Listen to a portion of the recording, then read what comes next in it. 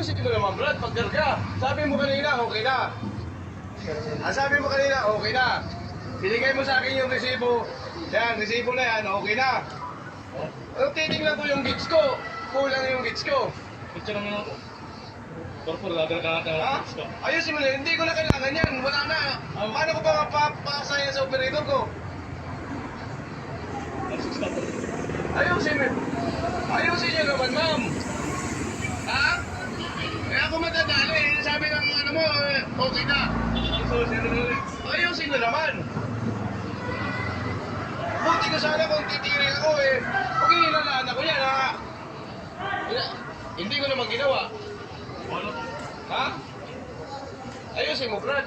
Nakakapanginig ka ng laman di dapat sinabi mo sa akin kanina na mamatay. Nagtataka ako sa kids ko Kunti lang pinagkaiba. Petrol. Petrol. Nagkarga ako rito. Okay na daw, pero pinatay yung machine dyan. Naging 0-0. Wala na napakita kung ilan ang amount. Nagtiman ako Yung mga ibang gasolin kaya gumagawa rin ng ganito. Hindi rin natin ma-confirm kung sa ibang mga gasolin ginagawa nila yung ganitong klaseng Grabe ito, perwisyo to sa mga katulad natin mga motorista na naghahanap buhay talaga. Pero yun, napakalaki yung mawala sa kanya, 1.6. Dito sa petrol pa ako nagpakarga Ito yung nagpampoy ko. Petron pa Ano na ba naman resibo yan kung hindi ako nagreklamo 1.6 yung mawawala sa akin pag hinalaan ako ng operator ko. Ayusin nyo naman, ma'am, yung kasi kung tumirik ako pag hinalaan. Petrol pa naman tayo. Buti sana kung napapakinabangan ko yan. Pasensya na mo.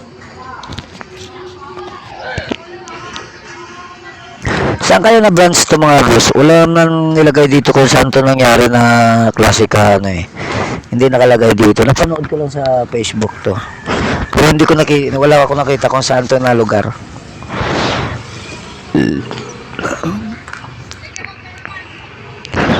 Pero wag naman sana yung iba, Baka yung iba hindi naman siguro gumagawa ng ganito. Wag naman sana kasi kawawa naman yung mga naghahanap buhay. Petrol pa naman tayo. Nagkarga ako ng 6,000. Walang pinagkaiba yung gauge ko. Bigyan ako ng pampoy na pinalaw. Bakit ako pipirma yan? Di ba? Ha? Hindi na, wala na. Doon dapat na importante yung buong 6,000 sabi mo sa akin okay na, pero kulang pa pala. Okay, pero mamaya 6,000 na yung nakalagay sa machine. Sabihin mo okay na. Ginagawa mo kung pagkakatao ko siya. O, tingnan mo, bakit hindi namatay? Ba't yung sabi mo kanina namatay? Ha? Wala. Nabuko na kayo. Nabuko na sila. Huwag ganun pare. Nakakapanginig. Ay, mudos nila to. Nako, Petron pa. I-open mo ulit. I-open mo ulit, mami, yung machine mo. Kasabot yata itong Taylor na to. Kung makikita ba dyan?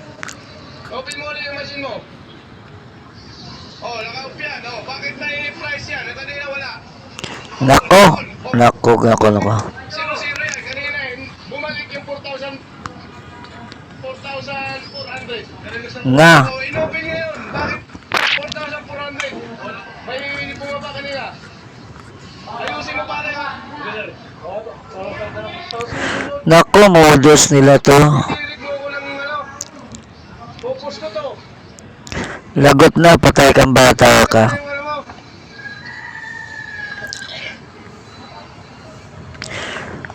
Patay ka, lagot na bata ka.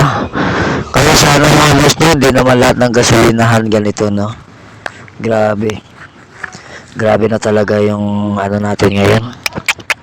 Buko talaga sila mga boss, nabuko talaga sila. Kaya nakakatakot na pala pag nagpagas tayo, Pero hindi naman sana lahat.